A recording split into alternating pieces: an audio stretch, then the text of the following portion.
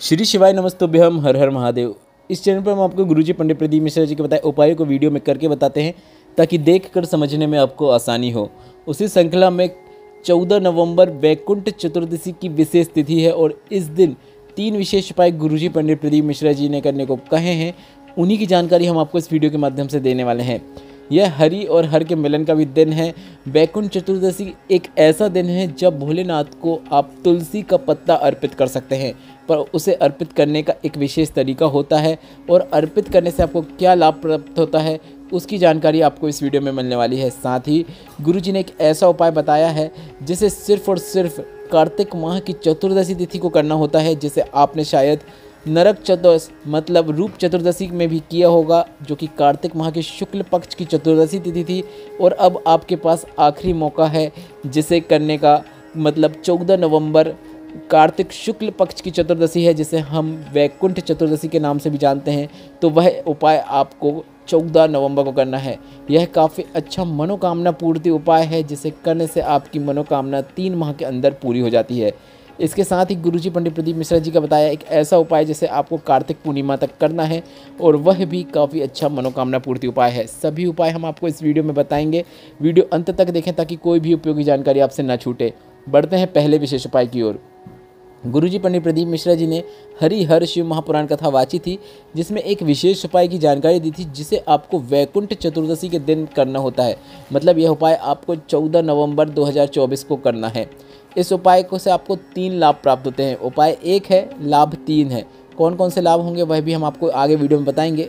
पहले आप उपाय समझ लीजिए। इस उपाय के अंतर्गत आपको भोलेनाथ की शिवलिंग में शाम के समय मतलब प्रदोष काल में एक बेलपत्र अर्पित करना है। ध्यान से सुनिएगा, प्रदोष काल में भोलेनाथ के शिवलिंग पे आपको एक बेलपत्र अर्पित करना है। प्रदोष काल जिन्हें नहीं पता उन्हें हम बता दें, सूर्य अस्त के 45 मिनट पहले से लेकर 45 मिनट बाद तक का समय प्रदोष काल कहलाता है और उसी समय आपको एक बेलपत्र भोलेनाथ के शिवलिंग पर अर्पित करना है। भगवान विष्णु या फिर आपके पास बाल गोपाल की कोई प्रतिमा है या फिर कोई फोटो है, उसमें आपको एक तुलसी का पत्ता, भोलेनाथ को जब आप बेलपत्र अर्पित करेंगे प्रदोष काल में, तभी आपको एक तुलसी का पत्ता भगवान विष्णु या बाल गोपाल जो भी आपके पास है उनके ऊपर अर्पित कर देना है। इसके बाद आपको मध्य रात्रि में मतलब रात्र के 11 बजे के बाद एक दीपक प्रज्वलित करना है, जो कि गोल बाती का होना चाहिए। अब गुरुजी ने कहा अगर आप मध्य रात्रि या फिर 11 बजे के बाद दीपक प्रज्वलित ना कर पाएँ, इतनी देर तक आप ना जाग पाएँ, तो आप 8 बजे के बाद भी दीपक प्रज्वलित कर सकते हैं, क्योंकि दीपक प्रज्वलित करने के बाद आपको बेलपत्र और तुलसी के पत्ते को भगवान विष्णु और भोलेनाथ से बदलना है। मतलब भगवान विष्णु या फिर बाल गोपाल जिनके ऊपर आपने तुलसी का पत्ता अर्पित किया है, उसे उठाकर आपको भोलेनाथ के शिवलिंग पर अर्पित करना है और भोलेनाथ के ऊपर अर्पित की गई बेलपत्र को उठाकर आपको भगवान विष्णु, बाल गोपाल या जो भी आपने प्रतिमा रखी है उनके ऊपर बेलपत्र अर्पित करना है। पर यह आपको मध्य रात्रि मतलब 11 बजे के बाद करना है।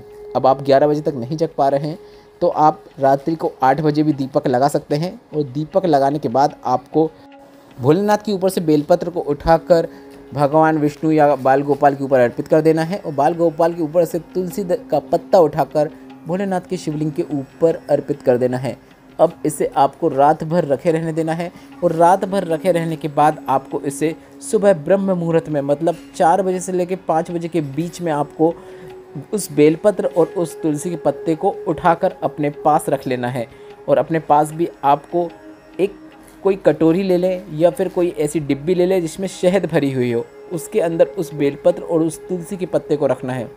अब इस बात का आपको ध्यान रखना है कि अगर आप सुबह ब्रह्म मुहूर्त में नहीं उठा पाएँ तो इसका भी एक तरीका गुरुजी ने बताया है कि आप रात को कितने बजे भी रखें, उसके 1 घंटे बाद आप उठा सकते हैं। अगर आप सुबह ना उठा पाएँ, क्योंकि सुबह तक आपको नहीं रखना है, इस बात का आपको ध्यान रखना है, उसे आपको ब्रह्म मुहूर्त में या उसके पहले ही उठा लेना है। अगर आप ब्रह्म मुहूर्त में सुबह 4 बजे से 5 बजे के बीच में उठा सकते हैं तो काफ़ी अच्छी बात है। अगर ब्रह्म मुहूर्त में ना उठा पाएँ तो आप जब भी बदल रहे हैं दीपक लगाने के बाद उसके 1 घंटे बाद जब दीपक ठंडा हो जाए उसके बाद आप बेलपत्र और तुलसी के पत्ते को उठा सकते हैं और ऐसी डब्बी में रख सकते हैं जिसमें शहद हो। अब इसके बाद इसका क्या करना है वह भी गुरुजी ने बताया है, ध्यान से सुनिएगा। ऐसे बच्चे जिनकी लार टपकती हो, मानसिक रूप से कमज़ोर हो, बिस्तर में गंदगी कर देते हो, तो उन्हें आपको वह शहद चटाना है। 5 से 7 दिन तक चटाना है, अगले दिन से चटाना है, इस बात का आपको ध्यान रखना है। उनकी चित्तवृत्ति स्थिर होती है, लाभ मिलना निश्चित है। इसके साथ ही अब जो दूसरा लाभ है इस उपाय का, अगर घर का कोई ऐसा सदस्य जो बुरी संगत में है, बुरी आदतों में लिप्त है, शराब व्यसन या वेश्यावृत्ति या फिर पर नारी में स्त्री में रुचि दिखा रहा है या फिर घर में अपशब्द बोलता है, तो उसे भी आपको यह शहद चटा देना है। 2 से 3 दिन चटाए, उस व्यक्ति की चित्तवृत्ति सही होती है और उसके व्यापार में अंतर आना निश्चित है। इसके साथ ही घर में अगर कोई ऐसा व्यक्ति है जो बार बार बीमार पड़ता है, तो रोग मुक्ति के लिए उसे आप 5 से 7 दिन तक थोड़ी थोड़ी मात्रा में वह शहद चटा सकते हैं। काफ़ी सरल और आसान उपाय है। एक उपाय करने से आपको 3 लाभ मिलने वाले हैं, तो यह उपाय आपको 14 नवंबर वैकुंठ चतुर्दशी के दिन करना ही है। बढ़ते हैं वैकुंठ चतुर्दशी के दिन किए जाने वाले दूसरे विशेष उपाय की ओर। अभी हाल ही में गुरुजी पंडित प्रदीप मिश्रा जी ने सीहोर कुबेरेश्वर धाम में 3 दिन की शिव चर्चा की थी, जो कि दीपावली शिव चर्चा थी, जिसमें गुरुजी ने कार्तिक माह के चतुर्दशी तिथि का एक विशेष उपाय बताया था और कहा था कि आप कार्तिक माह की दोनों चतुर्दशी मतलब कृष्ण पक्ष और शुक्ल पक्ष में आप यह उपाय कर सकते हैं। यह काफ़ी अच्छा मनोकामना पूर्ति उपाय है, जिसे करने से 3 माह के अंदर आपकी मनोकामना पूरी हो जाती है। आपको क्या करना है, आप ध्यान से सुनिएगा। अगर आपके शरीर में बहुत रोग है, जीवन में बहुत कष्ट है, शरीर में बहुत कष्ट है, कोई मनोकामना आपकी पूरी नहीं हो रही है, तो आपको एक कलश में जल भर लेना है और इस जल से भरे हुए कलश में आपको थोड़ा सा इत्र डाल देना है। अब गुरुजी ने कहा जिनके पास इत्र नहीं है तो आप इसके अंदर पीला या लाल चंदन डाल सकते हैं। पीला चंदन डाल रहे हैं तो कोई दिक्कत की बात नहीं है, पर अगर लाल चंदन डाल रहे हैं तो तांबे के कलश का उपयोग नहीं करना है, इस बात का आपको ध्यान रखना है। इसके बाद आपको अपने मन की बात भोलेनाथ से कहने के लिए सबसे पहले जल 3 वृक्षों के नीचे अर्पित करना है, आंवला, पीपल या बेलपत्र। अब अगर आपको यह 3 में से कोई एक वृक्ष जो आपके आसपास ना हो तो आप शमी पत्र को भी शामिल कर सकते हैं, पर गुरुजी ने आंवला, पीपल और बेलपत्र के पेड़ के नीचे जल अर्पित करने को कहा है। इसके बाद शिवलिंग में जो माता पार्वती का हस्तकमल होता है वहाँ पर जल अर्पित करने को कहा है। इसके बाद पूरा जल आपको शिवलिंग के ऊपर अर्पित करने को कहा है। 5 जगह जल अर्पित करने से आपकी मनोकामना शिव पंचायत के 5 देवी देवता पूर्ण करने का कार्य करते हैं और आपकी हर प्रकार की मनोकामना 3 माह के अंदर पूरी हो जाती है। गुरुजी पंडित प्रदीप मिश्रा जी का बताया यह उपाय आपको वैकुंठ चतुर्दशी के दिन अवश्य करना है। काफ़ी सरल और आसान उपाय है। बस इस उपाय को करने के बाद आपको उस जल का आचमन नहीं करना है, इस बात का आपको विशेष ध्यान रखना है।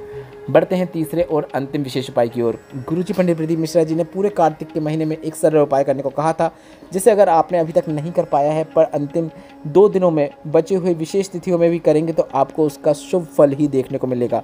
यह काफ़ी अच्छा मनोकामना पूर्ति उपाय है। आपको भोलेनाथ के मंदिर में जाकर सबसे पहले शिवलिंग पर एक कलश जल अर्पित कर देना है। इसके बाद एक चावल का दाना आपको माता अशोक सुंदरी के स्थान पर अर्पित कर देना है। बस इतना ही करना है। इसके बाद श्री शिवाय नमस्तुभ्यम या फिर नमः शिवाय या फिर ओम नमः शिवाय बोलते हुए आप अपनी मनोकामना बोल दे सकते हैं।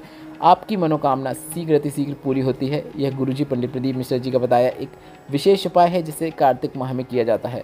इस वीडियो में बताए गए उपाय से संबंधित कोई प्रश्न है तो वे प्रश्न आप कमेंट बॉक्स के जरिए पूछ सकते हैं। मेरे द्वारा दी गई जानकारी अगर आपको थोड़ी सी भी उपयोगी लगी हो तो वीडियो को लाइक करके चैनल को सब्सक्राइब करना मत भूलिएगा। श्री शिवाय नमस्तुभ्यम।